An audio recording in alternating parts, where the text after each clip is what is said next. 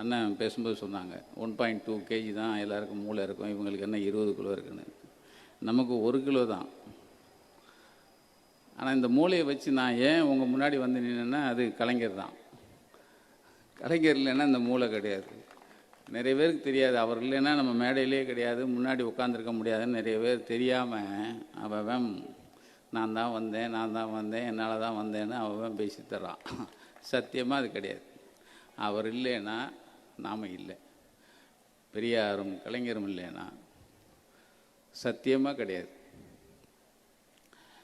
அதனால் நமக்கு மூளை 1.2 கீழே தான். தம்பி செந்தில்வேல் சொன்ன மாதிரி இன்றைய நாள் இது ஒரு வெற்றி நாள். இது ஒரு 40க்கு 40.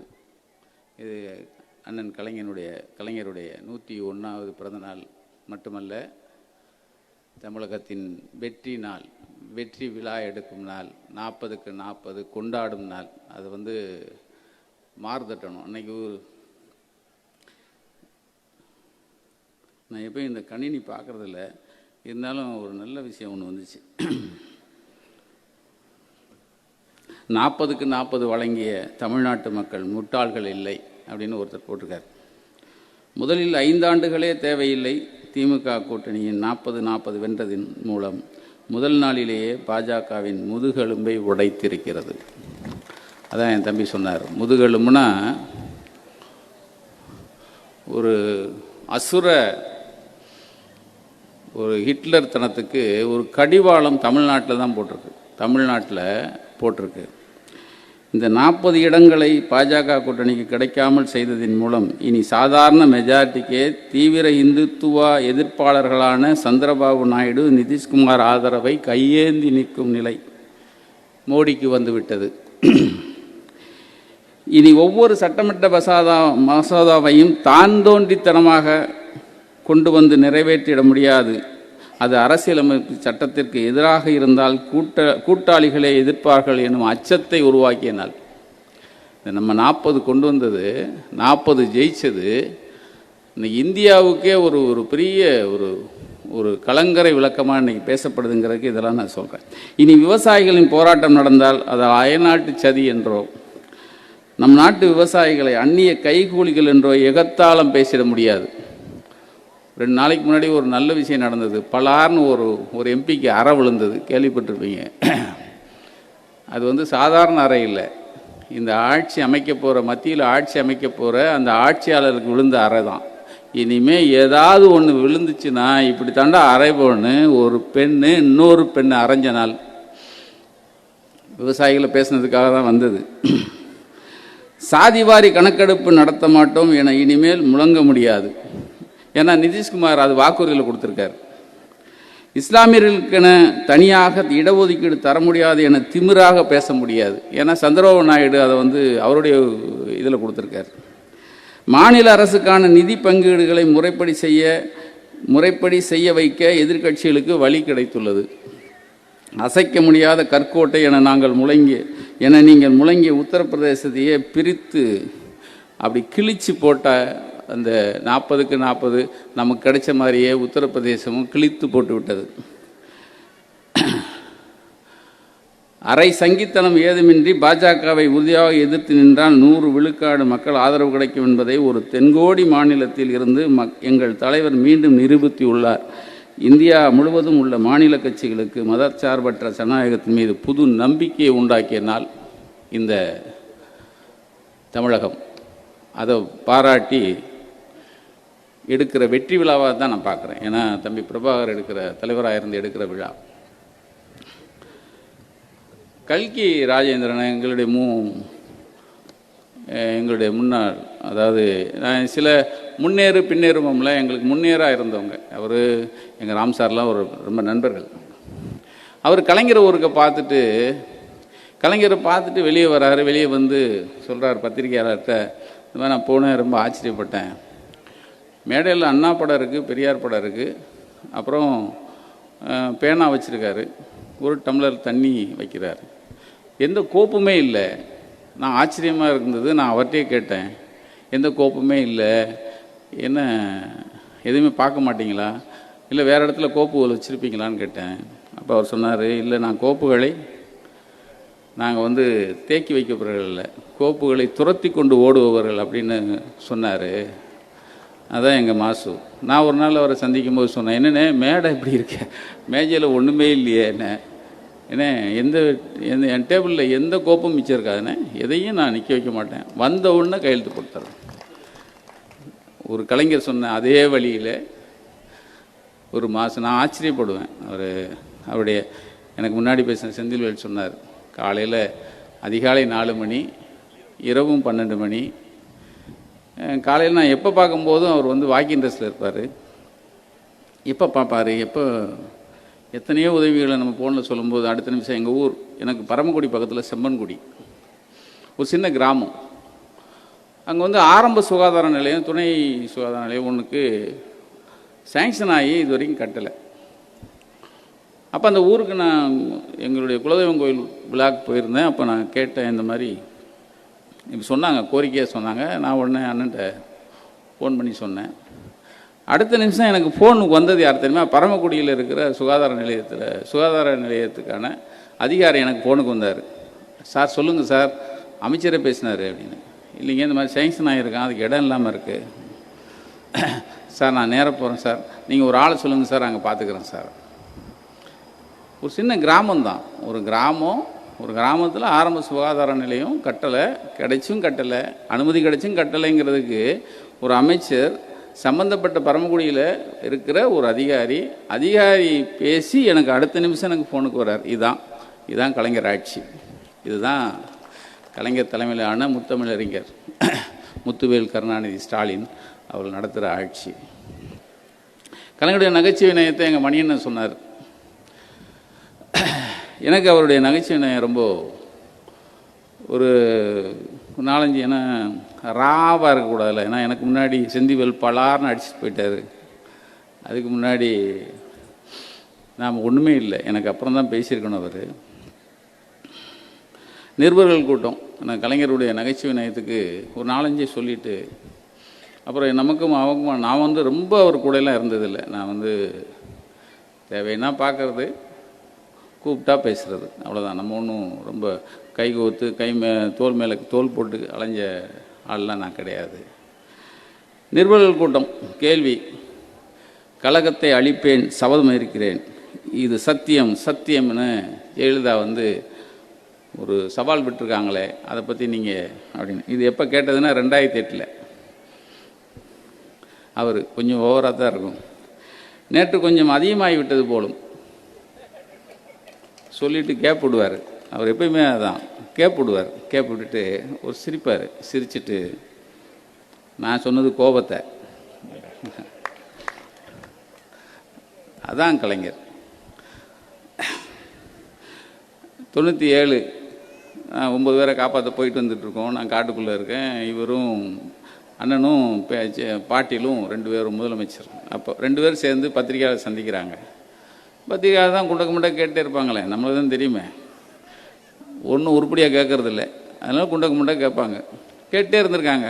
கடையில் கலைஞர் கொஞ்சம் கடுப்பாயிட்டார். எப்படி இது முறியடிக்கணும்? ஒருத்தர் கேட்குறாரு, சார் அடுத்த கட்ட நடவடிக்கை என்ன சார் பண்ண போகிறீங்க? எல்லாரும் சேர்ந்து சாப்பிட போவோம் அப்படின்னு போயிட்டார். சமுத்திரம்னு ஒரு பெரிய எழுத்தாளர். கலைஞர் எப்பயுமே அவர் வந்து கடுமையாக விமர்சனம் பண்ணிக்கிட்டே இருப்பாங்க.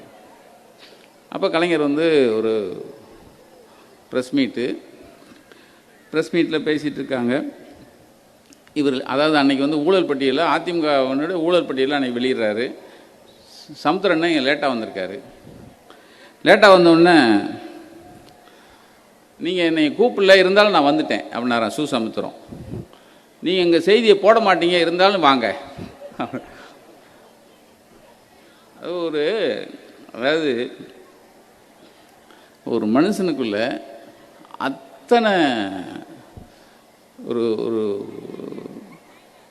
அறிவும் ஆற்றலும் நிறைந்த ஒருத்தருக்காக இன்றைக்கி நம்ம பேசிகிட்டு இருக்கோம். காந்தியும் கோட்சேவும் இப்போது இருந்திருந்தாலும் ஒருத்தன் கேட்குறான். இப்போ நடைமுறைக்கு ஏற்ற மாதிரி சொல்லியிருப்பார். காந்தியும் கோட்சேவும் இப்போது இருந்திருந்தால், காந்தியே கோட்சேவை கூப்பிட்டு என்னை சுட்டு கொன்றியா அப்படிம்பாரு. இப்போ அதான் நடக்குது. எப்போ சொல்லியிருக்காரு பாருங்க. அப்போது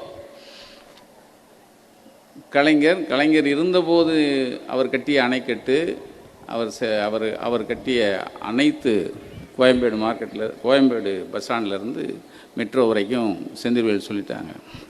ஆனால் கலைஞருடைய நூற்றாண்டில், அந்த நூற்றாண்டில் மாத்திரம் கலைஞர் பேர் வர கட்டியது இருக்கு பாருங்க. அதை தம்பி சொன்ன மாதிரி இந்த கிண்டி பல்நோக்கு மருத்துவமனை, அது வந்து அமெரிக்கா மருத்துவமனைக்கு இணையாக கட்டியிருக்காங்கிறது நீங்கள் எல்லாரும் பாராட்டுற ஒரு விஷயம். நானும் வியந்து போனேன். நீங்கள் ஏறு தழுவுதலுக்காக நீங்கள் வந்து அலங்காநல்லூரில் ஒரு ஸ்டேடியம் கட்டியிருக்காங்க. எந்த கொம்பனும் அப்படிலாம், அதுவும் கலைஞர் பேரால். இந்த பக்கம் போனால் கிளாம்பாக்கத்தில் ஒரு பஸ் ஸ்டாண்டு, இந்த பஸ் ஸ்டாண்டை தூக்கி சாப்பிட்ற மாதிரி ஒரு பெரிய பஸ் ஸ்டாண்ட் கலைஞர் நினைவில் நீங்கள் வந்து திருமண பக்கம்லாம் அவருடைய நினைவு இருக்கிற மாதிரி இந்த ஓராண்டு கட்டிய நீங்கள் விஷயங்கள் எடுத்துக்கிட்டிங்கன்னா, இன்னும் 100 ஆண்டு இல்லை, இன்னும் 1000 ஆண்டுகள் கலைஞர் நம்ம முன்னாடி நிற்பாருங்கிறத இன்றைக்கி இந்த ஆட்சி செய்கிற முத்துவேல் கருணாநிதி ஸ்டாலின் அவர்கள் தலைமையிலான நீங்கள் வந்து அரசாங்கம் கட்டியிருக்கிறத உண்மையிலே பாராட்ட வேண்டிய. ஏன்னா கலைஞருக்கு வந்து எனக்கும் கலைஞருக்குமான உறவு ரொம்ப பெருசுலாம் இல்லை. நான் முதல்ல சொன்ன மாதிரி இந்த 9 பேர் காப்பாற்றுறதுக்காக நான் போயிருந்தேன். அப்போ ஏன்னா சோசாரை பற்றி அண்ணன் ரமேசனன்னு சொன்னாங்க, எங்கள் மைப்பாவும் சொன்னார், செந்திவலன்னு சொன்னாங்க. ஏன்னா சோசாரை பற்றி சொல்லும்போது எனக்கு வந்து ஞாபகம் கொஞ்சம் சொல்லணும்ல. ஏன்னா அவர் விமர்சனம் பண்ணதில் ரொம்ப கடுமையாக விமர்சனம் பண்ணுவார். என்னையும் ரொம்ப முண்டக்க திட்டிருக்கார் அவர். ஒரு முறை என்னாச்சு, 9 பேரை காப்பாற்றுறதுக்காக என்னை அனுப்புகிறாங்க. 2 அரசாங்கம் அனுப்புது, நான் போயிட்டு வரேன். போகிறதுக்கும்போது இன்னும் கோபால் மாத்திரம் நினச்சா போகிறாரு, நினச்சா வராரு. ஏன் அவர் பின்னாடியே போலீஸ் போய் வீரப்பனை சுட்டு கொண்டாடினேன் அப்படின்னு துக்குளக்கில் எழுதிட்டார். யார்? சார். நான் வந்த உடனே கலைஞரை பார்த்தேன். துக்குளக் பார்த்தீங்களான்னார். நான் பார்க்கலண்ணே, நான் படிக்கிறதில்ல பொதுவாக. துக்குளக்க நீங்கள் மற்றதை சொல்லிடுறாங்க. அப்போ இன்றைக்கி பாருங்கள் அப்படின்னார். வீட்டில் போய் பார்த்தேன், கொஞ்சம் குண்டக்க முடக்க எழுதியிருந்தார். ஏன் இவர் பின்னாடியே போலீஸ் போய் வீரப்பனை பிடிச்சா என்ன? போலீஸ் ஏன் இவ்வளோ மந்தமாக இருக்குது? கருணாநிதி போலீஸ். இதுக்கு கோபால் நான் சொல்லலை, நீங்களே சொல்லிடுங்க என்னார். சில விஷயத்தை பாலை நம்மகிட்ட தள்ளி விட்டுருவார் அப்படியே. அப்போ எனக்கு சன் டிவியில் வீரபாண்டியன்னு ஒருத்தர் இருந்தார். அவர் நான் வந்த உடனே எனக்கு ஒரு நேருக்கு நேர். அப்போ சொன்னாங்க, இந்த மாதிரி ஒரு பெரிய பத்திரிக்கையாளர், இந்தியாவை போற்றக்கூடியவர், அவர் வந்து இல்லை நான் சாரை தானே சொல்கிறீங்க, சொல்லுங்கண்ணே. இல்லை இந்த மாதிரி சொல்லியிருக்காரு, உங்கள் பின்னாடியே போய், ஆனால் கோபால் மாத்திரம் பஸ்ஸில் போயிட்டு வர மாதிரி போயிட்டு வர்றாரு, நீங்களே போய் பின்னாடியே போய் பிடிக்க வேண்டியதானேன்னு சொன்னார். நான் சொன்னேன், சிஎம் கலைஞரும் சொன்னாங்க, அது பார்த்தீங்களான்னாங்க. நான் படித்தேன். அப்போ என்னை பதில் வர சொன்னாங்க. பதில் சொல்லி நீங்களே சொல்லிடுங்கன்னு சொன்னாங்க.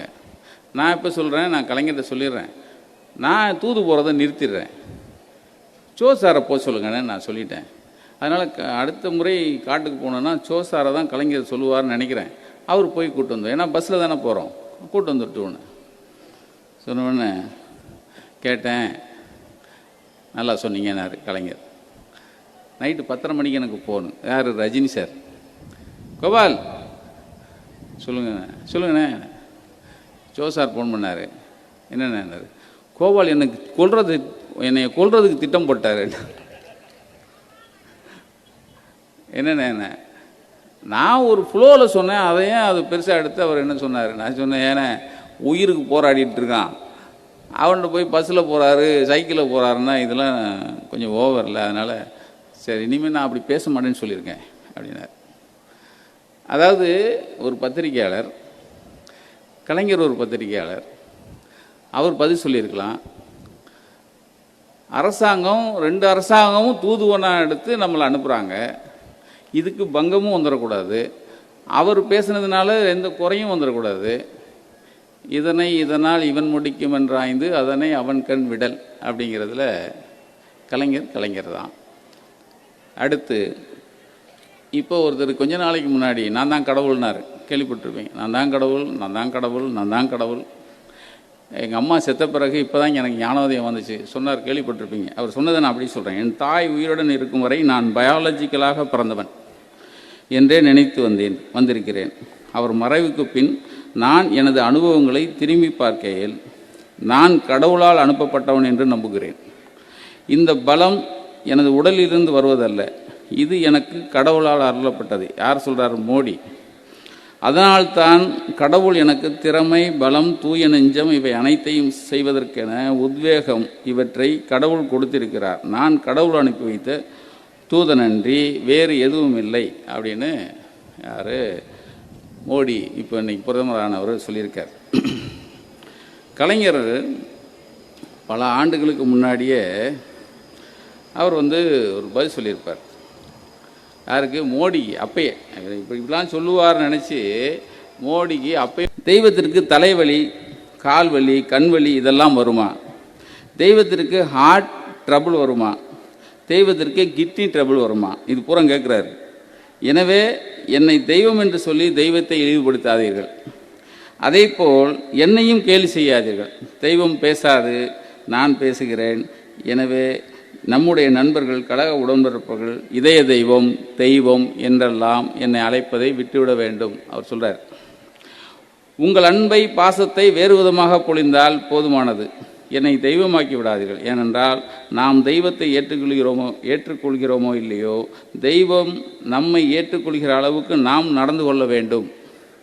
அதுதான் உண்மைக்கு, மனசாட்சிக்கு ஏற்ற முறையிலே நம்முடைய வாழ்வை அமைத்து கொள்ள வேண்டும்.